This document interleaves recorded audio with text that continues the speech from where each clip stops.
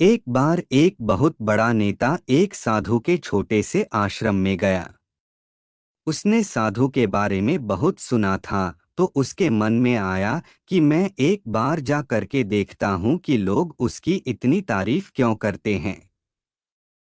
जब वह उस आश्रम में गया तो वहां पर एक छोटा सा कमरा था जहां पर एक कालीन बिछा हुआ था। वहां पर कुछ लोग नीचे बैठे हुए थे और साधु जी सामने बैठे हुए थे। कुछ सवाल जवाब चल रहा था। वह नेता उस आश्रम में आया और उस नेता के साथ में 4 बॉडीगार्ड भी थे। और उसकी यह आदत थी कि जहां पर भी वह जाता था लोग अपनी जगह से खड़े हो जाते थे और उसकी तरफ देखते थे, हाथ जोड़ते थे और सर झुकाते थे। लेकिन यहाँ पर ऐसा कुछ भी नहीं हुआ। साधु व्यस्त होने के कारण उसकी तरफ देखा तक नहीं। तभी नेता को लगा कि यह मेरी बेइज्जती है और वह इस बात से गुस्सा हो गया। नेता ने थोड़ा गुस्से से साधु की बात को बीच में काटते हुए कहा कि मैं आपसे कुछ कहना चाहता हूँ। साधु ने उसकी तरफ देखा और बोला, आप थोड़ी देर रुकिए, पहले मैं इनके सवाल का जवाब दे दूं, उसके बाद मैं आपसे बात करता हूँ। तब तक आप अगर चाहे तो आप बैठ सकते हैं। बस साधु का इतना कहने की ही देरी थी। नेता का चेहरा गुस्से से लाल हो गया और फिर उसने अपना सारा गुस्सा उस साधु पर निकाल दिया। अभी तक वह नेता बहुत तमीज से आप कह करके बात कर रहा था, लेकिन अब वह तू तड़ाक पर उतर आया। नेता ने उस साधु को कहा, तुझे पता भी है मैं कौन हूँ और तू किससे बात कर रहा है? साधु ने उसकी तरफ देखा और कहा, मुझे इससे कोई फर्क नहीं पड़ता है कि आप कौन हैं, लेकिन आप जो कोई भी है, अगर आप चाहते हैं कि मैं आपके सवाल का जवाब दूं या आपसे बात करूं तो आपको कुछ देर रुकना होगा। और साधु जी यह कहते हैं। नेता गुस्से से पागल हो गया और वही सबके सामने चीखने चिल्लाने लग गया। अब मैं तुझे तेरी असली औकात दिखाऊंगा। तूने मुझसे पंगा ले करके ठीक नहीं किया। तुझे पता भी है मैं तेरे बारे में क्या सोचता हूँ। साधु ने फिर से नेता की तरफ देखा और बड़े ही प्रेम से कहा कि मुझे इससे कोई फर्क नहीं पड़ता कि आप मेरे बारे में क्या सोचते हैं। आप जो चाहे वह मेरे बारे में सोच सकते हैं। फिर नेता ने उससे कहा कि तू चाहे सुनना चाहता है या नहीं, लेकिन मैं तुझे यही सबके सामने बताऊंगा कि मैं तेरे बारे में क्या सोचता हूँ। तू कोई साधु नहीं है। तू एक बहुत ही घटिया इंसान है। तू एक ढोंगी है, पाखंडी है।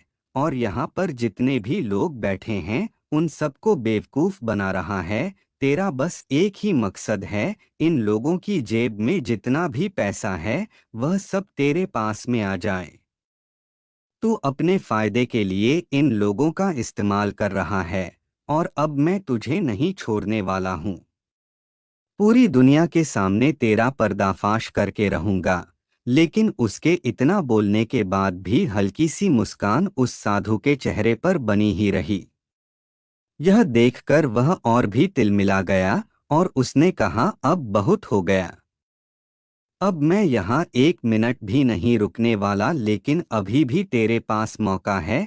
अगर मुझसे माफ़ी मांगनी है या मुझसे कुछ कहना है तो कह सकते हो। इतना सब होने के बाद भी साधु के चेहरे पर एक मुस्कान थी और वह बिल्कुल शांत था। और फिर उन्होंने अपनी आंखें बंद करी और फिर साधु ने अपनी आंखें खोली, हाथ जोड़े और कहा कि मुझे आपसे कोई गिला शिकवा नहीं है।